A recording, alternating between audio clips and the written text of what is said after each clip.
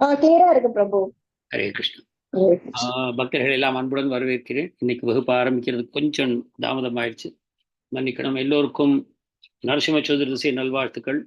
இன்னைக்கு நாம பிரபுபாதருடைய முதல் ரத யாத்திரை புதிய ஜெகநாத் புரி, அதாவது சான் பிரான்சிஸ்கோ, அதில் வந்து பிரபுபாதர் நடத்திய முதல் ரத யாத்திரை, அதை பற்றி பார்க்க போகிறோம். ரொம்ப ஆச்சரியமான விதத்தில் எங்கள் மனைவி சொல்லிட்டு இருந்தாங்க, ஜெயானந்தருடைய மறைவு தினம் நினைவு நாள் வந்திருக்கு, அதை பற்றி நீங்கள் பேசுங்க அப்படின்னு சொன்னாங்க. நான் நினச்சிட்டு இருந்தேன், ஓகே ஜெயானந்தர் சான் பிரான்சிஸ்கோவில் தானே இருந்தார், அவரை பற்றி நம்ம இன்னும் ஒன்றும் வரலையே ரூபாத் லீலாமிரதத்தில் அப்படின்னு பார்க்கும்பொழுது, இந்த வாரத்துக்கு நான் தயார் பண்ணிட்டு இருக்கிற இதே நிகழ்ச்சியில் ஜெயானந்தரை பற்றி இருக்கு. ஸோ நீங்கள் எல்லாருமே ஜெயானந்தரை பார்த்துருப்பீங்க. எனக்கு அவருடைய ஃபோட்டோ வைக்கணும்னு நினச்சேன், நான் மறந்து போயிட்டேன்.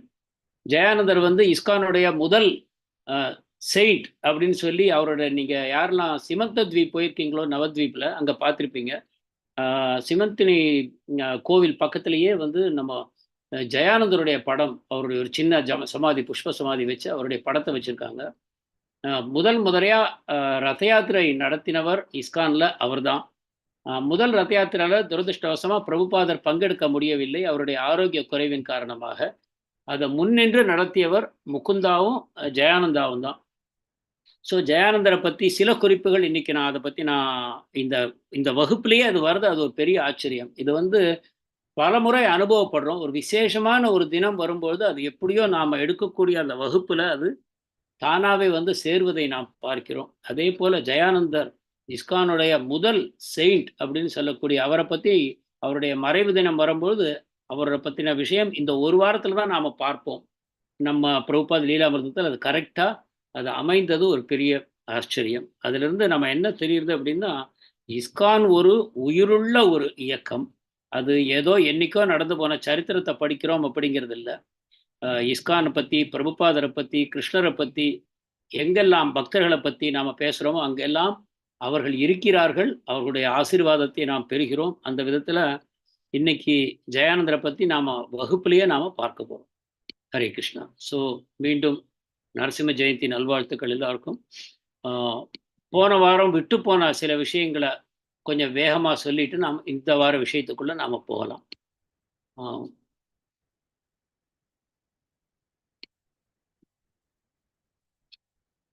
பிரபுபாதர் மருத்துவமனையில் இருக்கார், நியூயார்க்கில், நம்மளுக்கு தெரியும். அப்போது பக்தர்கள்லாம் நியூயார்க் கோவிலில் கூடியிருக்காங்க. எல்லாருமே புதுசாக வந்த பக்தர்கள் தான், நமக்கு தெரியும். பழைய காலத்து பக்தர்கள்னு சொல்கிற யாருமே இல்லை. எல்லோருமே இளைஞர்கள், சிறு வயதுக்காரர்கள், ஹிப்பியாக இருந்தவர்கள், பிரபுபாதர் கருணையினால் பக்தியானவர்கள். அவங்களுக்கெல்லாம் இப்போ ஒரு சந்தேகம் உண்டாகுது. அதை அவங்க ஒருத்தரோடு ஒருத்தர் பேசி தீர்த்துக்கிறாங்க. இது வந்து நாம் ஒரு முன்மாதிரியாக அமைகிறது. நாமும் இஸ்கானில் இருக்கோம். பலவிதமான சந்தேகங்கள், பலவிதமான சந்தர்ப்பங்களை நமக்கு உண்டாகக்கூடும். அதை எல்லாமே பக்தர்களோடு சேர்ந்து பேசி நல்ல விதமாக தீர்த்து கொள்ள வேண்டுமே தவிர நம்ம மனசுல சந்தேகங்களை போட்டு வச்சுட்டு குழம்பிக்கொண்டே இருக்கக்கூடாது. சில சந்தேகங்கள் நமக்கு வரக்கூடும்.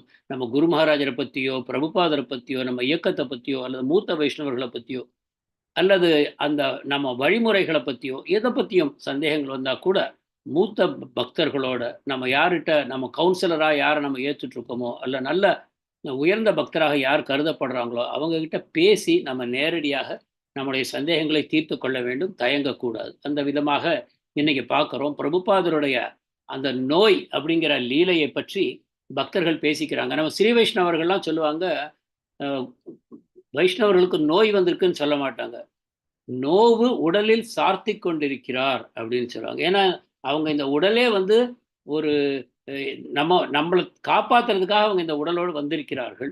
அப்போ அவங்களுக்கு ஒரு நோய்ங்கிறது ஒன்றுமே கிடையாது. நோய்ங்கிறது அவங்களுடைய லீலைகள் தான்.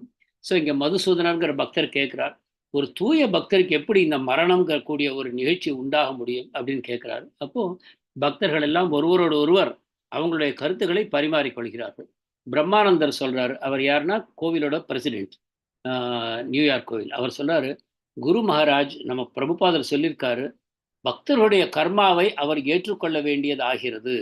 ஏன்னா பக்தர்களுடைய பக்தி பயணத்தில் தடங்கள் வரக்கூடாதுங்கிறதுக்காக அவங்க பண்ணின மோசமான கர்மாவை கூட குரு ஏற்றுக்கொள்கிறார். ஆனால் பகவான் வந்து மிகுந்த கருணையோடு குருவுக்கு அதை சுலபமாக போக்கி விடுகிறார். ஆனால் அதே சமயத்தில் பக்தர்கள் நல்ல விதமாக இருந்தாங்கன்னா குரு அதிகமாக கஷ்டப்பட தேவையில்லை. பக்தர்கள் கட்டுப்பாட்டு விதிமுறைகளை மீறுவது, நாம ஜபத்தை சரியாக செய்யாமல் இருப்பது, மனம் போன போக்கில் இருப்பது, அந்த மாதிரி இருக்கும்பொழுது குரு அந்த அவர்களுடைய அந்த தவறுகளை அவர் ஏற்றுக்கொள்கிறார். அதை நாம கவனம் கொள்ள வேண்டும். அதனால பக்தர்கள் பேசிக்கிறாங்க, நாம ஸ்ட்ரிக்டா இருக்கணும், பக்தர்கள் பிரபுபாதர் நமக்காக கஷ்டப்படுறாரு, நாம ஸ்ட்ரிக்டா இருக்கணும் அப்படின்னு பேசிக்கிறாங்க. இன்றைய நிலவரத்தில் கூட நாம பார்த்தோமானால் திரு ஜெயபதக சுவாமி மகாராஜ் பலவிதமான துன்பங்களை அவர் ஏற்றுக்கொள்கிறார் பல வருஷங்களா. நான் பார்த்தது 2008, 2004 ஒரு மோசமான ஒரு இது உண்டாயிற்று அவருக்கு. ஆனா 2008 இப்போ 16 வருஷம் ஆச்சு. அவர் பலவிதமான துன்பங்களை அனுபவிக்கிறார். நாம மனசுல என்ன நினைச்சுக்கணும், நான் என்னுடைய பக்தியை நான் சரியா செய்யலை, நான் இன்னும் தீவிரமா செய்யணும், அப்போ என்னோட குருநாதருக்கு கஷ்டப்பட தேவையில்லை, என்ன காப்பாற்றணுங்கிறதுக்காக என்னுடைய குருநாதருக்கு ஏன் கஷ்டப்படணும் அப்படிங்கக்கூடிய விதத்தில் நாம் சிந்தனை செய்ய வேண்டும்.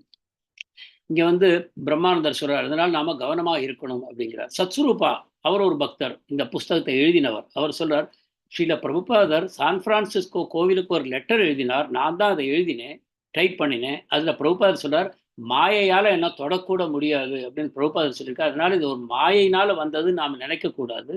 உண்மையில பிரபுபாதர் உயிர் வாழ்வதே தனக்காக அல்ல, நமக்காகத்தான். அப்ப பிரபுபாதர் தன்னுடைய பணியை முடிக்கவில்லை, அவருடைய ஆயுளை நீட்டிக்க வேண்டும், நாம பிரார்த்திக்கிறது நமக்காகத்தானே தவிர பிரபுபாதருக்காக இல்லை. அப்ப குரு மகாராஜருக்காக நாம பிரார்த்தனை செய்வது நம்ம நன்மைக்காகவே அமைகிறதை தவிர குரு மகாராஜருக்கு நாம் ஒரு நன்மை செய்கிறோம் அப்படிங்கிறது பொருள் அல்ல. அது அவர் சொல்றார். கீர்த்தனானந்த சுவாமி என்ன சொல்றார் அப்படின்னா, சுவாமி அல்ல, அப்போ பக்தர் தான். அவர் என்ன சொல்றாருன்னா, இது கிருஷ்ணருடைய லீலை. என்ன லீலை அப்படின்னா, நம்ம பிரபுபாதர்கிட்ட இன்னும் நெருக்கமா கொண்டு போறதுக்காக கிருஷ்ணருடைய லீலை. யோசிச்சு பாருங்க, பக்தர்களுக்கெல்லாம் பிரபுபாதருக்கு மசாஜ் பண்ண வாய்ப்பு கிடைக்கிறது. மாத்தி மாத்தி ஒத்துரு பிரபுபாதர் தூங்க நேரம் போக தொடர்ந்து அவருக்கு மசாஜ் பண்றாங்க. தலையில மசாஜ் பண்றாங்க, மார்புல மசாஜ் பண்றாங்க, கையில மசாஜ் பண்றாங்க, காலுக்கு மசாஜ் பண்றாங்க, மாற்றி மாற்றி மாற்றி இதெல்லாம் பண்ணும்போது பிரபுபாதருக்கு இன்னும் நெருக்கமாகிறார்கள், வாப்பு சேவா பண்ணக்கூடிய வாய்ப்பு கிடைக்கிறது. அதனால இது கிருஷ்ணருடைய லீலை அப்படின்னு சொல்றாரு. அதே சமயத்துல பக்தர்கள் கவனமாக இருப்பதும் அவசியம். நாம பண்ணிருக்கக்கூடிய சட்டதிட்டங்களை எல்லாம் நாம சரியாக பராமரிக்க வேண்டும் அப்படிங்கிறதுக்கு பக்தர்கள் எல்லாருமே ஒத்துக்கிறாங்க. கரெக்ட் தான், நாம் இதை செய்யணும் அப்படின்னு சொல்லி. மேலும் கீர்த்தனானந்தா சொல்றாரு, ஒரு மாயாவாதியை போல நாம யோசிக்க கூடாது.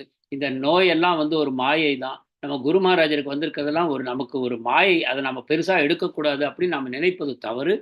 நாம பர்சனலா இருக்கணும். நம்ம சுவாமிஜி நம்ம குருவாக நம்ம கூடவே இருக்கார், நமக்கு ஒவ்வொரு அடியிலையும் வழிகாட்டுறார். அதனால நாமும் அவர்கிட்ட தனிப்பட்ட விதத்துல அவருடைய ஆரோக்கியத்திற்காக முயற்சி செய்ய வேண்டும். அவர் தன்னை நம்முடைய கவனத்தை நம்ம கையில விட்டுருக்காரு தன்னை. அப்ப நாம அந்த விதத்தில் அவர்கிட்ட அன்பாக, அவருக்கு உடல் நலம் சரியாவதற்காக நம்ம முயற்சிகளை எல்லாம் செய்யணும், பகவான் கிட்ட பிரார்த்தனையும் பண்ணணும். அந்த விதத்துல கீர்த்தனானந்தா என்ன சொல்றாருன்னா, நாம பர்சனலா இருக்கணும் சுவாமி கிட்ட அப்படின்னு சொல்றார். ராயாராமா அவர் தான் பிரபுபாதருடைய புத்தக அந்த பேக் டு காடட் அச்சடிக்கிறத பார்க்கிறவர். அவர் சொல்றாரு, சுவாமிஜி என்கிட்ட சொன்னார், இனிமே இந்த இயக்கத்துடைய முழு பலுவும் பக்தர்கள் தலையில அதிகமா விழும். என்னால முந்தி மாதிரி பொதுக்கூட்டங்கள் எல்லாம் அதிகம் பேச முடியாது, விவாதிக்க முடியாது. அதனால நாமெல்லாம் இன்னும் பலமான பக்தர்களாக மாற வேண்டும். அதுக்கு என்ன பண்ணணும், பிரபுபாதருடைய புத்தகங்களை மிகவும் ஆழ்ந்து படிக்க வேண்டும் அப்படிங்கிறத ராயாராமா சொல்றார். உடனே பக்தர்கள்லாம் தீர்மானம் பண்றாங்க, நாம எல்லோரும் பிரபுபாதருடைய புஸ்தகங்களை எல்லாம் கவனமாக படிக்க ஆரம்பிக்கணும்னு சொல்றார். இது எல்லாமே நமக்கும் சேர்த்தி பாடம். இது நாம இந்த பிரபுபாத லீலாமிரதத்துல பிரபுபாதரை பற்றியும் பக்தர்களை பற்றியும் படிக்கிறது எல்லாமே நம்ம வாழ்க்கையில எப்படி இதை நாம் நடைமுறையில் கொண்டு வர வேண்டும் அப்படிங்கிறத யோசிக்கணும். ஸோ இந்த இடத்துல பக்தர்கள் தீர்மானிக்கிறாங்க, அவருடைய புஸ்தகங்களை கவனமா படிக்கணும், நல்ல பக்தர்களாக மாற வேண்டும். பிரபுபாதர் சொல்லியிருக்காரு, நீங்களாம் என்னுடைய அப்பா மாதிரின்னு ஒரு சந்தர்ப்பத்துல சொன்னாராம். பக்தர்கள் நினைவு கூறுகிறார்கள். ஏன்னா என்ன நீங்க தான் பாத்துக்கிறீங்க, நான் தன்னந்தனியா வந்துட்டேன் ஊர்ல இருந்து, நீங்க தான் என்ன பாத்துக்கிறீங்க, நீங்கெல்லாம் எனக்கு அப்பா மாதிரி அப்படின்னு அவர் சொல்லியிருக்காரு. அதனால அவங்க என்ன நினைக்கிறாங்க, சுவாமிஜி இனிமே ரொம்ப நேரம் மிருதங்கம் வாசிக்க அலோவ் பண்ணக்கூடாது, அவர் ரொம்ப ஒரு தீவிரத்தன்மையோட மிருதங்கத்தை ரொம்ப நேரம் வாசிக்கிறாரு, பார்க்கில் ரொம்ப நேரம் பாடுறாரு, மணிக்கணக்கா பாடுறாரு, இதெல்லாம் நாம அலோவ் பண்ணக்கூடாது. ரொம்ப நேரம் அவர் முழிச்சிட்டு இருந்து பக்தர்களோட அளவலாவ வாய்ப்பு நாம தரக்கூடாது, அவருடைய ஆரோக்கியத்தை கெடுக்கக்கூடிய எதையும் நாம செய்யக்கூடாது. இப்படி எல்லாம் பக்தர்கள் தீர்மானம் போடுறாங்க கூட்டமா உட்காந்து. இதையெல்லாம் பிரபுபாதர்கிட்ட போய் சொல்றாங்க ஆஸ்பத்திரியில. பிரபுபாதர் சொல்றாரு, கிருஷ்ணர் உங்க உண்மையான பிரார்த்தனைகளை கேட்டுட்டாரு. கிருஷ்ணர் என்ன நினைச்சாரு மனசுல, ஓகே இவன் இருந்துட்டு போட்டும், இன்னும் கொஞ்ச நாளைக்கு அவன் பண்ணிட்டு இருக்கிற அபத்தத்தை இன்னும் கொஞ்ச நாள் பண்ணட்டும், ஏன்னா பல பக்தர்கள் அவனுக்காக பிரார்த்தனை பண்றாங்க அப்படின்னு பிரபுபாதர் ரொம்ப பணிவோடு சொன்னார். இது வந்து ஒரு தூய பக்தருடைய மனோபாவம். மற்றவர்களுடைய பிரார்த்தனைக்காக பகவான் செவிசாய்த்தார் அப்படின்னு பிரபுபாதர் சொல்றார். அடுத்ததாக டாம்கின் ஸ்கொயர் பார்க் அப்படிங்கிற இடத்துல பிரபுபாதருக்கு ஒரு நிகழ்ச்சி ஏற்பாடு பண்ணியிருக்காங்க, பெரிய நிகழ்ச்சி ஏற்பாடு பண்ணியிருக்காங்க. ஆனால் அதுக்கு பிரபுபாதரால் போக முடியலை இந்த சந்தர்ப்பத்தினால. அப்போது பிரபுபாதர் எழுதிய ஒரு கடிதம் அங்கு படிக்கப்பட்டது. அவகாச குறைவினால் நான் சுருக்கமாக படிக்கிறேன். ஆனால் அந்த கடிதத்தை படிக்கணும்னு நான் ரொம்ப ஆசைப்படுறதுனால புஸ்தகத்திலேருந்து பார்த்து அதை சுருக்கமாக நான் உங்களுக்கு சொல்ல போகிறேன். பிரபுபாதர் அந்த கூட்டத்தில் பல ஆயிரக்கணக்கான நபர்கள் வந்திருக்காங்க. அப்போது பிரபுபாதர் எழுதின கடிதத்தை வந்து கீர்த்தனானந்தா படிக்கிறார் பக்தர்களுக்கு. டாம்கின் ஸ்கொயர் பார்க் உங்களுக்கு ஞாபகம் இருக்கும், அங்கே தான் முதல் முறையாக பிரபுபாதர் ஒரு வெற்றிகரமான கீர்த்தனத்தை நிகழ்த்தி காட்டினார். இன்னி வரைக்கும் இஸ்கான் சரித்திரத்தில் டாம்கின் ஸ்கொயர் பார்க் ஒரு முக்கியமான இடம் வகிக்கிறது. அந்த இடத்துல பிரபுபாதருடைய கடிதம் படிக்கப்படுகிறது. எனக்கு பிரியமான அமெரிக்காவின் இளைஞர்களே, இளம் பெண்களே, உங்கள் நாட்டுக்கு நான் ரொம்ப நம்பிக்கையோடு வந்திருக்கேன். ஒரு பெரிய இயக்கத்தை ஆரம்பிப்பதற்காக வந்தேன். என்னுடைய ஆன்மீக குரு சைத்தன்ய மகாபிரபுவின் போதனைகளை மேற்கத்திய தேசங்களில் பிரச்சாரம் செய்ய ஆணையிட்டார். அது வந்து எனக்கு அவர் விதையை ஊன்றினார் என்று சொல்ல வேண்டும். அந்த விதை மெதுவாக பழுத்து இறுதியில் நான் இந்த மேலை நாடுகளுக்கு வருவதற்கு தயாரானேன். ஆனால் கூட ஏன் எனக்கு அமெரிக்கா மேலே அவ்வளோ கவர்ச்சி உண்டாயிற்றுன்னு தெரியல. எனக்கு முந்தி போனவங்கள்லாம் லண்டனுக்கு போனாங்க, ஆனால் நான் அமெரிக்காவுக்கு ஆசைப்பட்டு வந்தேன். எனக்கு உள்ள இருக்கிற கிருஷ்ணர் தான் என்னை அமெரிக்காவுக்கு போகுமாறு பணித்தார் அப்படின்னு நான் நினைக்கிறேன். அப்போ நீங்க புரிஞ்சுக்கணும், நானாக வரவில்லை, ஒரு உயர்ந்த அதிகாரி எனக்கு சொன்னதுனால நான் வந்திருக்கேன். அதனால நீங்க இதை தீவிரமாக ஏற்றுக்கொள்ள வேண்டும். நான் வந்தபோது பார்த்தேன், உங்க நாட்டில் பல இளைஞர்களும் இளம் பெண்களும் வழி தவறி போறாங்க, குழம்பி இருக்காங்க, என்ன செய்யணுங்கிறது தெரியாம இருக்காங்க. அதனால பலவிதமான ஏமாற்றங்களை சந்திக்கிறார்கள். இது வந்து உங்க நாட்டில் மட்டும் நினைக்காதீங்க, உலகம் முழுக்க இளைஞர்கள் அலட்சியப்படுத்தப்படுகிறார்கள். அரசியல்வாதிகளாலையும் சமூகத்தாலையும் அலட்சியப்படுத்தப்படுகிறார். உண்மையில நாட்டின் எதிர்காலத்தின் ஒரே நம்பிக்கை அந்த இளைஞர்கள் தான். ஆனா கூட உங்க நாட்டில் அந்த விதமாக அவர்கள் புறக்கணிக்கப்படுவதை நான் பார்க்கிறேன். அதனால நானே இப்போ நேரா உங்க எதிர்க்க வந்திருக்கேன். ஒரு முக்கியமான உபதேசத்தை உங்களுக்கு எடுத்துக்கொண்டு வந்திருக்கிறேன். நீங்கள் எல்லாம் தயவு பண்ணி இந்த இயக்கத்தில் சேர வேண்டும். இது உலகம் முழுக்கம் பரவியது அப்படின்னாக்கா உலகத்தின் பிரச்சனைகள் தீர்க்கப்படும். நேரடியாக உங்ககிட்ட நான் கேட்டுக்கொள்வது என்ன அப்படின்னாக்கா, நான் உங்க எதிர்க்க இருக்கிறதா நினைச்சுக்கோங்க. நான் நேரில் வரலைன்னா கூட என்னுடைய ஆசீர்வாதத்தை இந்த கடிதம் வாயிலாக நான் தெரிவிக்கிறேன். இந்த இயக்கம் வந்து பகவானை பற்றி பாடுவது, நடனம் ஆடுவது அப்படிங்கிற இயக்கம் எல்லோரும் அனுபவிக்க முடியும், எல்லோரும் அதை கொண்டு சுகமாக இருக்க முடியும், எல்லோரும் உடனடியாக ஆன்மீக தளத்துக்கு வர முடியும். எப்படி? நாம ஜபம், நாம கீர்த்தனம், நடனம், இதன் மூலமாக ஆன்மீக தளத்திற்கு உடனடியாக நீங்கள் வர முடியும். நம்ம வாழ்க்கையை வந்து நாம் பல தளங்களில் அமைந்திருக்கிறது. என்னது?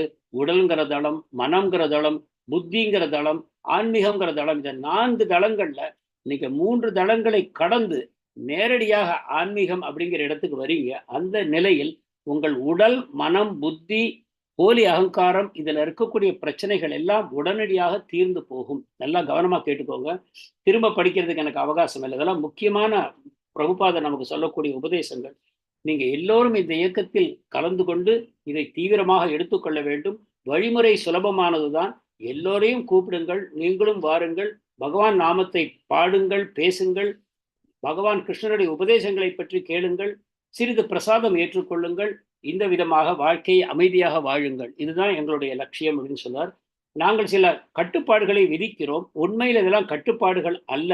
என்ன ஆகும் அதை ஏற்றுக்கொண்டீர்கள்னா, உங்க வாழ்க்கை ஒரு உன்னதமான தளத்துக்கு போகும். ஒரு அதிகமான சந்தோஷத்தை நீங்கள் உணரலாம். இப்போ நீங்க உணரக்கூடிய மகிழ்ச்சி ஒரு தாழ்ந்த மகிழ்ச்சி. ஆனால் இதன் மூலமாக ஒரு உயர்ந்த மகிழ்ச்சி உங்களுக்கு கிடைக்கும். ஒரு டெலிவிஷன் நிகழ்ச்சியில நான் பேசும்போது கூட அவங்க கேட்டாங்க, சுவாமிஜி நீங்க ஏன் திருமணத்தை வலியுறுத்துகிறீர்கள் அப்படின்னு கேட்டாங்க. நான் என்ன பதில் சொன்னேன் அப்படின்னா, ஒருவன் இல்வாழ்க்கையில்தான் அமைதியாக இருக்க முடியும். அந்த பிரச்சனைகளை தீர்த்த பிறகு அவன் உடனடியாக கிருஷ்ண உணர்வில் முன்னேற முடியும்.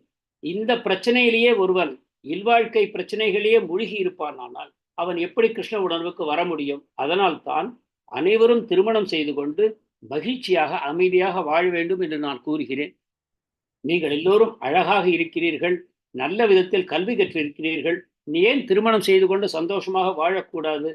அந்த மாதிரி நீங்கள் வாழ்ந்தால், கிருஷ்ண பிரசாதத்தை மட்டும் உண்டு நீங்கள் வாழ்ந்தீர்களானால், உங்களுடைய மூளையில் இருக்கக்கூடிய அந்த திசுக்கள் ஆன்மீக வளர்ச்சிக்கு உங்களுக்கு உதவும். எப்படி?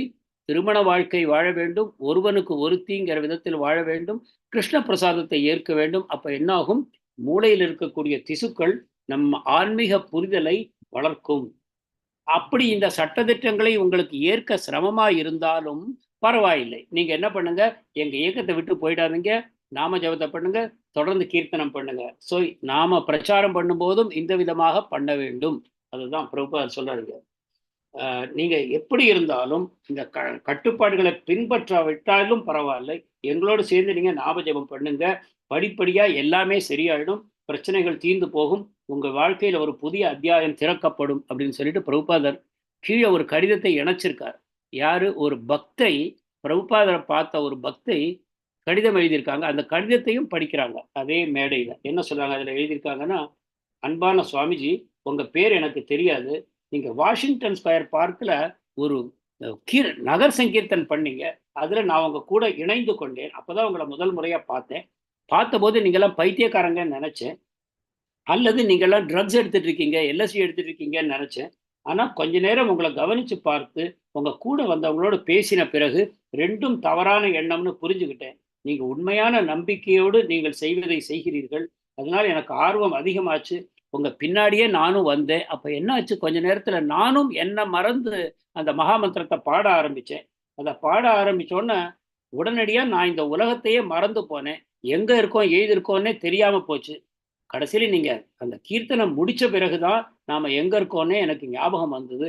அதுக்கு பிறகு உங்க கோவிலுக்கு நான் வந்தேன், அங்க இருக்கக்கூடியவங்களோட பேசினேன். அப்போ உங்க மேல இருக்கக்கூடிய நம்பிக்கை எனக்கு இன்னும் அதிகமாச்சு. உங்களை பத்தி முன்ன பின்ன பார்க்காம இருந்தா கூட உங்க மேல எனக்கு அந்த அளவு பிரியம் ஏன் உண்டாச்சு அப்படின்னு நான் தெரிஞ்சுக்கிட்டேன். கோவில்ல பிரசாதம் சாப்பிட்டேன், உங்க புஸ்தகங்களை வாங்கிட்டு போனேன். போகும்போது நான் தனியா போகல, என்னுடைய வாழ்க்கையை பற்றிய ஒரு புதிய புரிதல் எனக்கு உண்டாயிற்று. எப்படி இதுவரைக்கும் வேண்டாத ஆசைகளை வாழ்க்கையை வீணடிச்சிருக்கோம் அப்படிங்கிறது புரிஞ்சுது. இது ஒரு புதிய உடை, புதிய வீடு, புதிய டெலிவிஷன், இதெல்லாம் முக்கியம் இல்லை நம்ம வாழ்க்கையில. நீங்க கடவுள் நமக்கு கொடுத்திருக்கிற பலவிதமான சந்தோஷங்கள் வாழ்க்கையில எளிமையா நமக்கு கிடைக்கும். அதை கொண்டு நாம் ஆனந்தமாக இருக்க வேண்டுமே தவிர இன்னும் இன்னும் வேண்டாத ஆசைகளுக்காக நாம் அலையக்கூடாது. உங்களை பக்தர்கள்லாம் அதிர்ஷ்டசாலிகள், ரொம்ப சுலபமாக வேண்டாத விஷயங்களிலிருந்து வெளிவந்து விட்டார்கள். கடவுள் கொடுத்திருக்கக்கூடிய பெரும் சொத்துக்களை அவர்கள் அனுபவிக்கிறார்கள். உண்மையிலேயே நீங்க தான் பணக்காரர்கள். உங்களுடைய சொத்துல கொஞ்சம் பகிர்ந்து கொண்டதற்காக நானும் சந்தோஷம் அடைகிறேன், நன்றி உடையவளாக இருக்கிறேன் ஒரு பக்தை எழுதியிருக்காங்க. அதை படிக்கிறாங்க.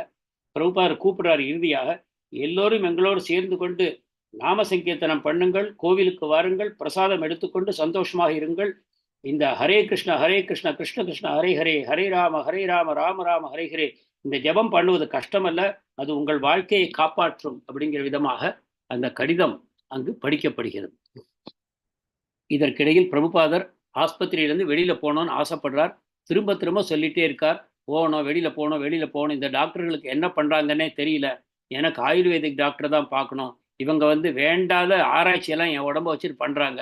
எனக்கு என்னோட கோளாறு என்னன்னு தெரியும், மசாஜ் மட்டும் பண்ணினா என் உடம்பு சரியாயிடும் அப்படிங்கிறார். அதே போல அவருக்கு இடது பக்கம் இருந்த அந்த பக்கவாதம் அது சரியா போயிற்று. வெகு சில நாட்களுக்குள்ளேயே அவருக்கு சரியா போயிற்று.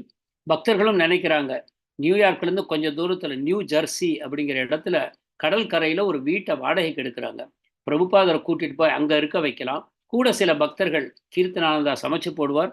கௌரசுந்தரா கோவிந்ததாசி அந்த தம்பதி அந்த வீட்டை பார்த்துப்பாங்க, பிரபுபாதருக்கு துணையா இருப்பாங்க. தீர்மானம் பண்ணிட்டாங்க, வீடு எடுக்கப்பட்டு விட்டது. ஆனா டாக்டர்கிட்ட கேட்டாக்க, இல்லை இல்லை இப்போ அவர் போறதுக்கு தயாரா இல்லை, உடம்பு தேறிட்டு வருது, ஆனா இன்னும் சில டெஸ்ட் எல்லாம் பண்ணணும் அப்படின்னு சொல்றாங்க. இப்போ ஒரு எக்ஸ்ரே உடனடியா எடுக்கணும் அப்படின்றாங்க. உடனே அப்போ கர்கமுனி தான் இருக்கார். கர்கமுனி பிரம்மானந்தருடைய தம்பி. பிரம்மானந்தா அப்போ அங்கே இருக்கல. அப்போ அவங்க என்ன சொல்றாங்க, எக்ஸ்ரே ரூமுக்கு அவங்கள எடுத்துட்டு போனோம் இப்போ அப்படின்றாங்க. ஊசி போடுவீங்களான்னு பிரபுபாதர் கேட்குறாரு. சிரிக்கிறாரு டாக்டர். அப்படிலாம் இல்லை அப்படிங்கிற மாதிரி வழிமாறுறாரு. அப்போ அவங்க நர்ஸ் வராங்க தள்ளிட்டு போறதுக்கு. பிரபுபாதர் சொல்றாரு, நர்ஸ் யாரும் தள்ள வேண்டாம், என் பக்தன் தள்ளிட்டு வருவான், என்னோட சிஷ்யன் தள்ளிட்டு வருவான்றார்.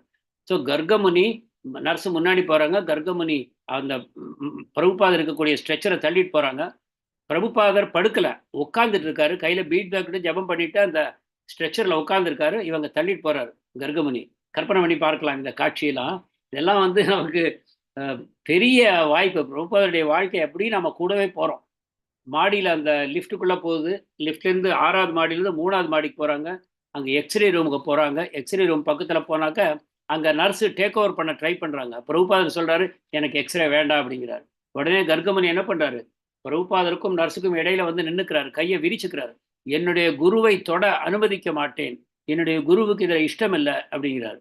அவங்க இல்லை இல்லை அவங்க சொத்து மாதிரி, இல்லை நாங்கள் இவருக்கு பண்ணி தான் ஆனோம் அப்படின்றாங்க. உடனே கர்கமணி என்ன பண்ணுறாரு, வேகமாக அவருக்கு மனசு ஒரே படபடப்பாயிடுச்சு. அங்கிருந்து தள்ளிட்டு போறாரு ஸ்ட்ரெச்சரை அந்த நர்ஸுகிட்ட இருந்து. நர்ஸு வாயை பொழந்து பார்க்குறாங்க எங்கே போறாருன்னு. இவர் எங்கே போறாரு, திரும்பி பிரபுபாதருடைய அறைக்கு போக ட்ரை பண்ணுறாரு. ஆனால் எங்கே இருக்கோம் ஏது இருக்கோம் ஒன்றும் புரியல. படபடபடன்னு போறாரு. போனால் லிஃப்ட் கிட்ட வர்றாரு, சவுத்தில் முட்டிக்கிறாரு, அதை பண்ணுறாரு இது பண்ணுறாரு. பரபரப்பு. இவங்க வந்து பிடுங்கிடுவாங்க பிரபுபாதரை அப்படின்ட்டு. அப்புறம் எப்படியோ லிஃப்ட்ல ஏறி 6வது மாடியில் திரும்ப பிரபுபாதருடைய அறையில் போய் படுக்க வச்சுட்டாங்க. இதுக்குள்ளே இந்த நர்ஸு போய் எல்லாருக்கும் விவரம் சொல்லிட்டாங்க. டாக்டர் அவங்க இவங்கெல்லாம் கூடிட்டாங்க.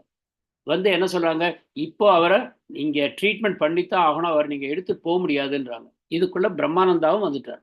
ஸோ அண்ணன் தம்பி 2 பேர் இருக்காங்க, பிரம்மானந்தா கர்கமணி. 2 பேரும் சேர்ந்து பிரபுபாதருடைய ஆசையை நிறைவேற்ற முடிவு செய்கிறார்கள். இனிமே எங்கள் குரு இங்கே இருக்க மாட்டார், நாங்கள் அவரை எடுத்துகிட்டு போகிறோம். நாங்கள் வந்து ஒரு நல்ல இடம் ஏற்பாடு பண்ணியிருக்கோம், அங்கே போய் அவர் ஓய்வு எடுத்தாருன்னா அவருக்கு சரியாக போயிடும் அப்படின்றாங்க. டாக்டர்கள்லாம் இல்லை இல்லை இப்போ நீங்கள் போனீங்கன்னா அவர் இறந்துருவார், நீங்கள் கூட்டு போகக்கூடாது அப்படின்றாங்க. அவங்க சொன்னதை கேட்காம பிரம்மானந்தாவும் கர்கமணியும் நேராக பிரபுபாதரை கூட்டிகிட்டு போகிறாங்க. வெளியில் டாக்ஸி வெயிட் பண்ணிட்டு இருக்கு. டாக்ஸியில் ஏற்றிக்கிறாங்க. டாக்டர்கள் நர்ஸெல்லாம் அப்படி வாயப்படந்து பார்க்குறாங்க, பெருசாக சத்தம் போடுறாங்க, இந்த வயசான மனிதர் இறக்கப் போகிறார், அதுக்கு நீங்கள் தான் பொறுப்பு அப்படின்னு சத்தம் போடுறாங்க. பயத்தோடையே பிரம்மானந்தாவும் கர்கமணியும் வண்டி எடுத்துகிட்டு போயிடுறாங்க. ஜூன் மாதம் 8ஆம் தேதி காலை 10 மணிக்கு மருத்துவமனையிலேருந்து புறப்பட்டுட்டாங்க. முதல்ல பிரபுபாதர் சொல்கிறார், முதல்ல நம்ம கோவிலுக்கு போகணும். அதாவது அவருடைய வீடு 2nd அவென்யூ, 26 2nd அவென்யூ. அங்கே போகிறாங்க. போனால் பிரபுபாதர் ஒன்றுமே பேசலை. நேராக போய் பக்தி சித்தாந்த சரஸ்வதியுடைய படம் மாட்டிருக்கு, பக்தி வினோத் தாக்கூர் படம் மாட்டிருக்கு. 2 பேருக்கும் சாஷ்டாங்கமாக விழுந்து பிரபுபாதர் நமஸ்காரம் பண்ணுறார். பக்தர்களுக்கெல்லாம் அந்த காட்சியை பார்க்கும்போது பிரபுபாதர் மேலே இருக்கக்கூடிய அன்பு பொங்குகிறது. எப்படி தன்னுடைய குருகிட்ட இவர் எவ்வளோ அன்பு வச்சிருக்காரு, அது மாதிரி நாம் இவர்கிட்ட அன்பு கொள்ள வேண்டும் அப்படின்னு எல்லாரும் கூடவே விழுந்து நமஸ்காரம் பண்ணுறாங்க. சத்தமே இல்லை, வாய் யோஜனம் பேசலை. நேராக வெளியில் போய் டாக்ஸியில் ஏறிக்கிறாங்க. அந்த நியூ ஜெர்சிக்கு போயிடுறாங்க. நியூ ஜெர்சியில் போனால் கீர்த்தனானந்தா இருக்கார். பிரபுபாதர் விரட்டுறார் கீர்த்தனானந்தாவை, சமையல் சீக்கிரம் பண்ணு எனக்கு பசிக்குது அப்படிங்கிறார். கீர்த்தனானந்தா சமையல் அறையில் பிஸியாக இருக்கார். எல்லாமே ஃப்ரோசனாக இருக்குது இல்லைங்களா, ஃப்ரீசர்லேருந்து வந்தது, அதனால் சுட வைக்கிறதுக்கு டைம் ஆகுது, பருப்பு வேகிறதுக்கு டைம் ஆகுது. அப்போ கீர்த்தனானந்தா சொல்கிறார், சுவாமிஜி இதோ ரெடி பண்ணிட்டே இருக்கேங்கிறார். அவரால் என்ன பண்ண முடியும்.